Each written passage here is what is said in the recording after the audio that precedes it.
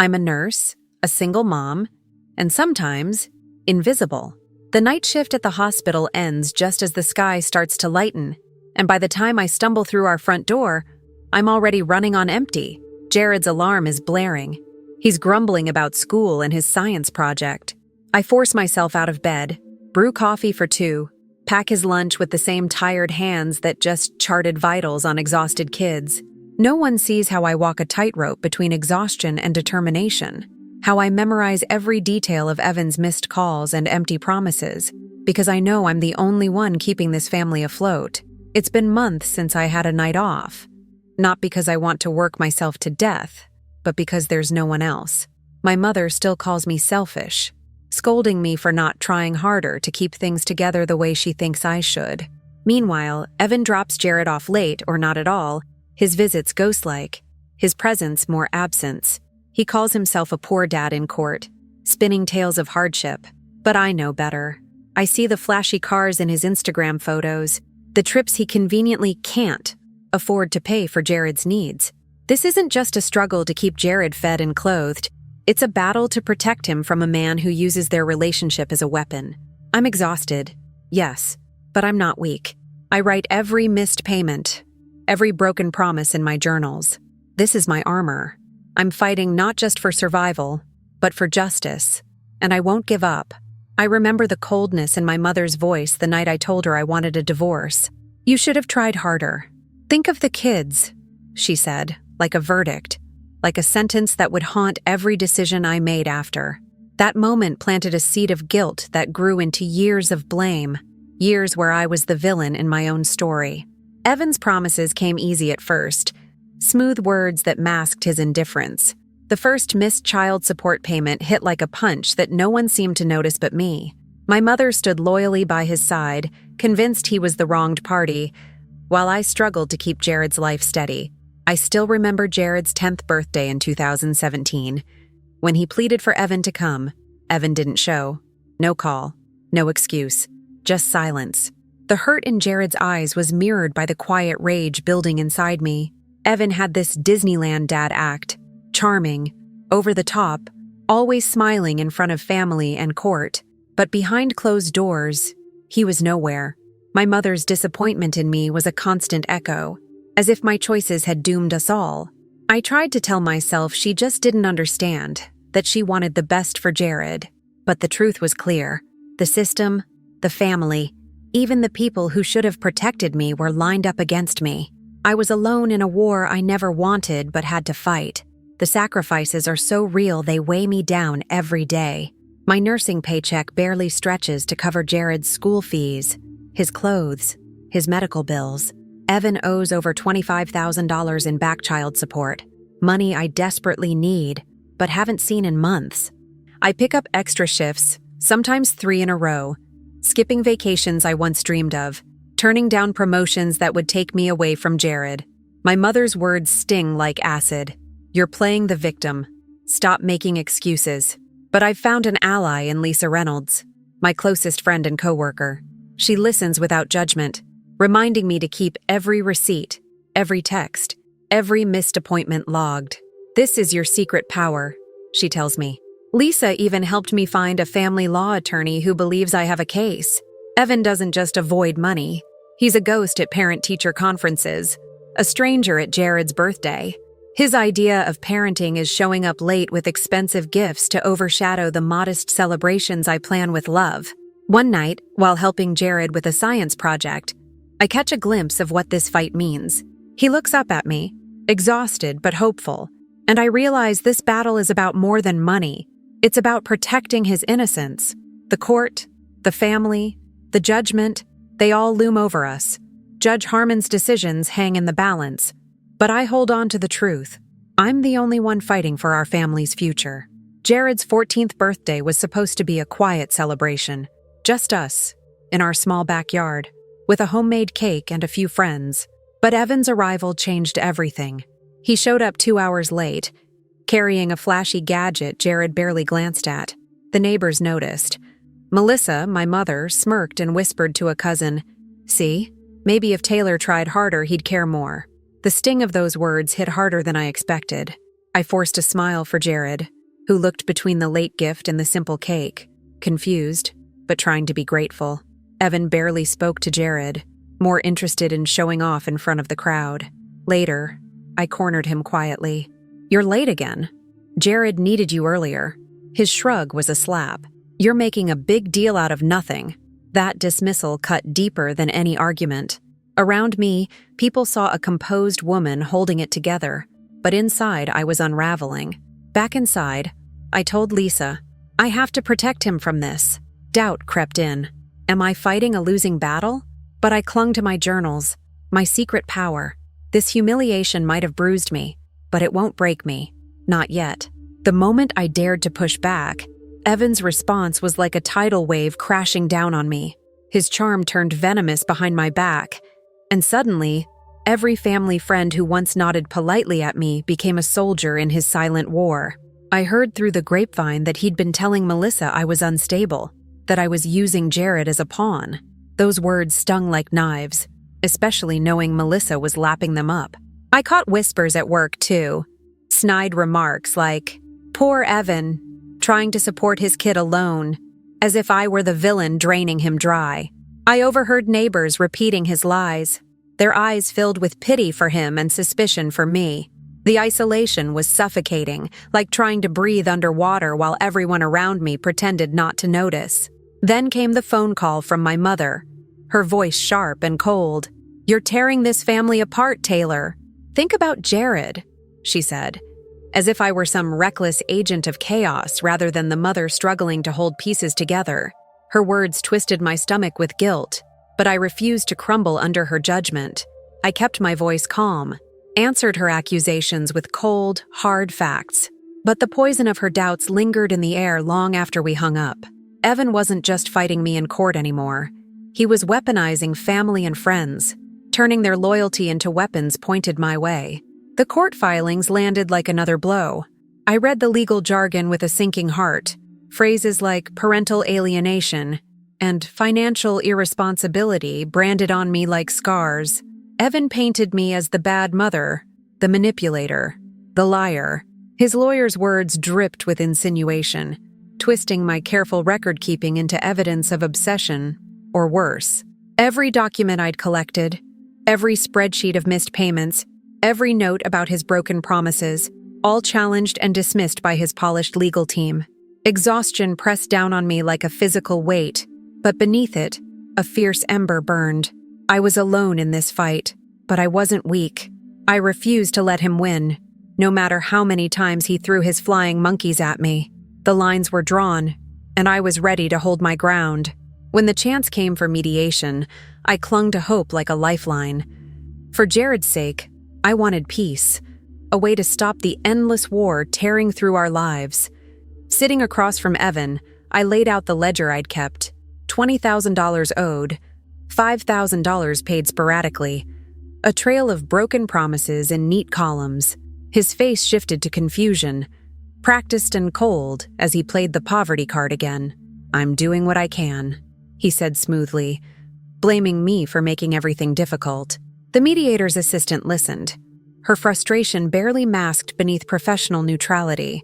Evan's charm diluted my facts, turning my truth into something cold and rigid, while he appeared the reasonable one. I tried to push for a stricter payment schedule, for accountability in visitation, desperate to create some stability for Jared.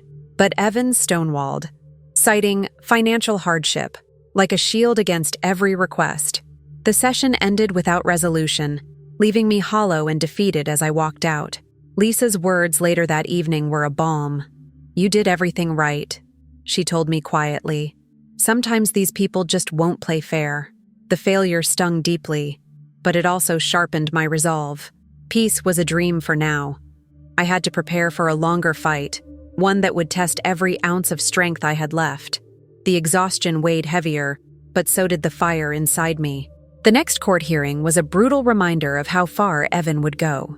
He arrived with a high-profile attorney, the kind that made me feel small and unprepared despite all my careful planning. His poor dad narrative was on full display. Fabricated bank statements showing minimal income, a desperate plea for reduced child support. My own mother took the stand and testified against me, accusing me of driving Evan away and being an unfit mother. The judge listened, eyebrows furrowed but clearly skeptical. Still, the damage was done. Outside the courtroom, Evan threw a lavish party, plastering photos of luxury on social media, a glaring contrast to my modest life and the quiet sacrifices I made every day. Neighbors, family, even Jared's teachers started doubting me. I overheard concerned whispers at work, colleagues questioning my personal troubles. The financial toll was real and brutal. Bills piled up unpaid while I stretched every dollar to cover Jared's needs. My credit wavered, a silent testament to the cost of this battle. Evan's cruelty was deliberate, a calculated effort to wear me down emotionally and financially. But when I sat alone at night clutching my journals, I whispered a vow. This isn't over, not by a long shot. In a moment of fragile hope, I wrote Evan a letter, a last desperate attempt to reach across the divide. I laid out our needs, Jared's well-being, the child support he owed. I offered to negotiate visitation fairly, even suggested family counseling if it could help Jared heal. My words were raw and honest. I want to co-parent peacefully. Jared deserves that. I handed over my vulnerability, hoping for a sign of decency, but his reply was cold, clipped. I'm doing what I can. Stop harassing me. No apology, no empathy, just rejection. I told Lisa with a cracking voice. I gave him a chance. He chose to ignore it. That moment broke something inside me. The last flicker of hope for peace extinguished. The line had been crossed, clear and cruel. I felt the weight of every unpaid bill, every stinging word from my mother.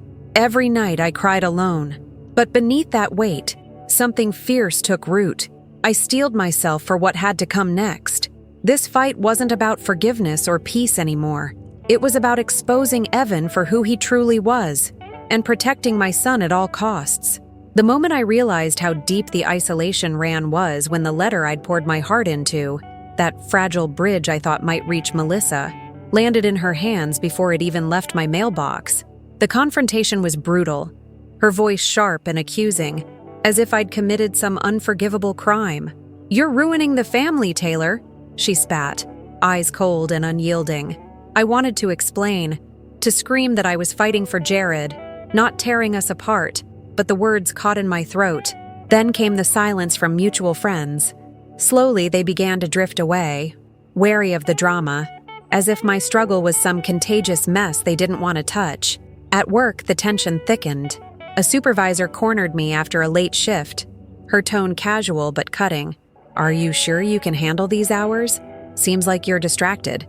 I nodded, swallowing the sting, knowing the unspoken doubt was about more than just exhaustion. Meanwhile, Jared's needs grew urgent.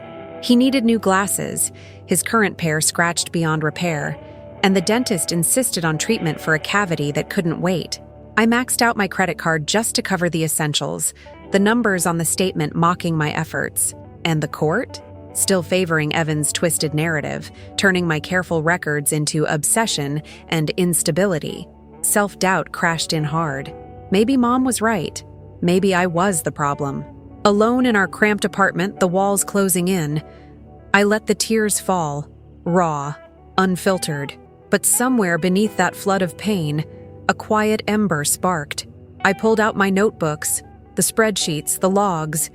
Truth buried beneath the lies. This wasn't the end. For Jared, for me, I whispered, I will prove the truth. The lowest point wasn't my defeat. It was the crucible forging the steel I'd need to fight back. Jared's birthday should have been a balm, a moment of light in our battered world. I planned a simple party, nothing fancy, just a few close friends, balloons, homemade cake, love stitched into every detail. I invited Evan, hoping for once he'd show up on time. He didn't RSVP, but maybe he'd surprise us. Hours passed, the small gathering buzzing with laughter and warmth, until finally, 2 hours late, Evan arrived. Not quietly, not humbly. He burst in with a state-of-the-art gaming console, flashy and expensive, ignoring the gentle decorum we'd tried to create. The guests exchanged looks, some amused, some wary. Evan launched into a loud speech about his generous gift, and how his business was struggling, as if the contradictions were invisible. Then Melissa appeared, uninvited, her gaze cold and calculating. Jared's eyes flickered with disappointment, a forced smile masking the hurt that twisted my heart. Later, pulling Evan aside, I said quietly, "You're late every year. This gift is just a distraction. Jared needs a dad, not a show." He sneered, "You're just jealous, always complaining." Melissa's voice cut through, icy and merciless. "You should have tried harder to keep your family together. This is all your fault." The sting of those words hit deeper than any financial wound. Jared retreated to his room, shoulders slumped, heart broken in front of friends and family. I felt a fracture inside me, pain twisting into rage and fierce protectiveness. Years of betrayal, of blame, of loneliness, crystallized in that moment. I swore silently, "No more hiding. I'll fight back." The aftermath of that night left me hollow, yet burning with something new. I retreated to my bedroom, the one place where Jared's drawings and photos surrounded me like a shield. I spread out the stacks of bills, court papers, and child support receipts, an archive of years spent holding us together. Memories crashed in. The sleepless nights juggling hospital shifts and homework, missed birthdays overshadowed by broken promises, the relentless voice of my mother blaming me for the divorce as if I'd chosen this pain. But as I sifted through the chaos, pain transformed into something sharper, anger. The pattern was clear now.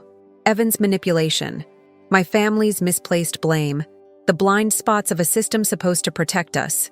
But it wasn't invincible. My secret power, the meticulous record-keeping born of desperation, now felt like a weapon. I whispered to myself, "Never again." For Jared. For me. Exhaustion morphed into focus. Isolation turned to empowerment. The seed of revenge took root, fueled by love and righteous fury. I was no longer a victim waiting for rescue. I was a warrior preparing for battle. I called Lisa with a voice steadier than I expected. "It's time," I said. She responded without hesitation. "We'll build a case they can't ignore." Together, we sketched a plan, laying out the steps, gather every financial record, document Evan's lavish lifestyle, and bring in a forensic accountant to expose the lies. I admitted, I want back child support, legal consequences, and to stop the lies for good. Lisa's tone was firm. "This isn't just about money. It's about fairness and protecting Jared." The conversation shifted something inside me from exhaustion to resolve. I scheduled a meeting with my attorney, began compiling screenshots of Evan's social media boasting, and organized my financial records in precise order. The act of planning breathed new life into me. Control began to return like a steady pulse. "I'm done waiting for others to see the truth," I said, a new confidence threading through my voice. "I'll show them." Lisa promised she'd stand by me every step. The groundwork for exposing Evan's deception was laid, marking the first bold step from silent endurance to strategic action. The fight was far from over, but now I was ready to own it. Lisa and I sat side by side at my kitchen table, a fortress of scattered papers, glowing laptop screens, and half-empty coffee mugs between us. The dim light barely kept the fatigue at bay, but our eyes were sharp, scouring every financial fragment linked to Evan, cross-referencing court filings with tax documents, bank statements, and the snippets of leaked business records I'd painstakingly gathered. Patterns began to emerge in the chaos. There were glaring gaps. Income from a side consulting gig he'd never disclosed, leases on luxury cars that had no place in his barely scraping by narrative, and frequent flights abroad that didn't align with his claims of financial hardship. I tightened my grip on the edge of the table, recalling Jared's birthday. That $1,200 gaming console Evan showed up with, loud and flashy, a cruel joke against the backdrop of his poverty act. Lisa's finger hovered over the screen as she pulled up a forensic accountant's report we'd commissioned. "This," she said quietly, "could invalidate everything he's claimed. We're talking back child support, potentially up to 30 grand. The weight of it hit me. Evan wasn't just dodging payments. He was depending on the court's willful ignorance and the misplaced trust of everyone around him to keep his facade alive.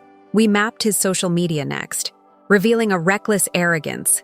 Photos from expensive restaurants, designer clothes on full display, weekend yacht trips that mocked Jared's quiet sacrifices. Evan was careless, blinded by pride, and in that carelessness, I found my leverage. In that moment, my exhaustion faded, replaced by a fierce surge of clarity. The game was no longer about hope. It was about strategy. I was gathering the pieces to strike, and I was ready. At work, I wore the mask of calm competence, but beneath the surface, every moment was about silent preparation. Between shifts, I encrypted copies of every document, bank statements, court transcripts, screenshots, onto secure drives, clutching them like weapons waiting to be drawn. The apartment felt smaller than ever, the walls closing in with the weight of what I had to shield Jared from. I rehearsed conversations in my head, soft words to keep his world steady, so he wouldn't see the war raging just beneath our fragile peace. Legal filings grew more detailed. I updated payment histories with precise dates, notarized statements ready to be submitted as evidence of Evan's broken promises. Calls to distant relatives were cautious, sharing only enough to prepare for the inevitable confrontation without opening old wounds wider. Lisa was my anchor, tactical and pragmatic, helping me draft a formal motion requesting a forensic financial investigation, ensuring every page met the court's exacting standards. My secret power evolved from quiet documentation into an active weapon, poised for the moment that would upend everything. I checked Evan's social media daily, watching for cracks in his careless boasting. Nursing shifts blurred into nights of frantic focus, but my mind was sharp, laser-focused on the path ahead.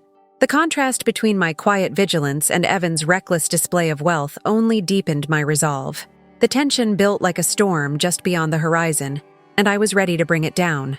One night, scrolling through Evan's social feeds in a rare quiet moment, I stumbled upon a new trove of posts that made my blood run cold. Videos and photos showcasing vacations on private yachts, glinting watches, and dinners at places Jared and I could only dream of, all dated within weeks of court hearings where Evan claimed he was struggling to pay rent. One video caught my eye. Evan laughing with friends, the sun sparkling on the water, captioned boldly, "Work hard, play harder." My heart pounded so loud I thought Jared might hear it. I carefully screenshot every post, noting the dates to match them with his court appearances. My voice trembled when I called Lisa, the words spilling out, "He's lying.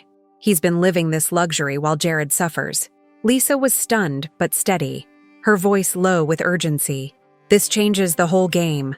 The court needs to see this." Together, we began drafting an immediate motion, attaching the photos and videos as proof of Evan's hidden income.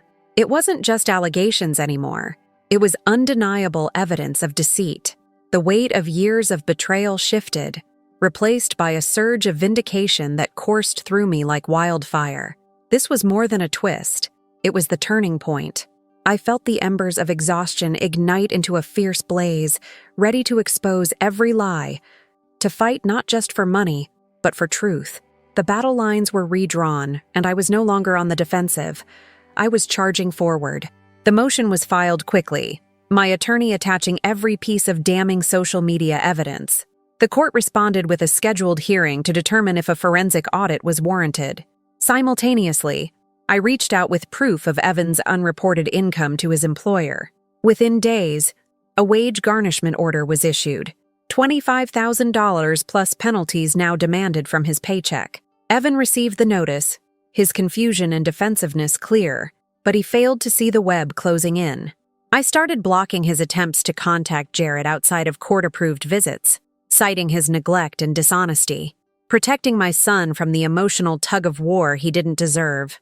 The first real consequences hit. Evan's accounts frozen, legal eyes scrutinizing his finances. I felt a quiet vindication settle over me, but I kept my guard tight, knowing the fight was far from over. Jared noticed the shift in me, my renewed strength, the way I stood taller, and for once, he seemed lighter, safer. This was more than a legal win. It was the first step in reclaiming our lives. The execution phase had begun, and though Evan remained oblivious to the full scope of my moves, I was already several steps ahead. The battle was no longer just about survival. It was about delivering justice, on my terms.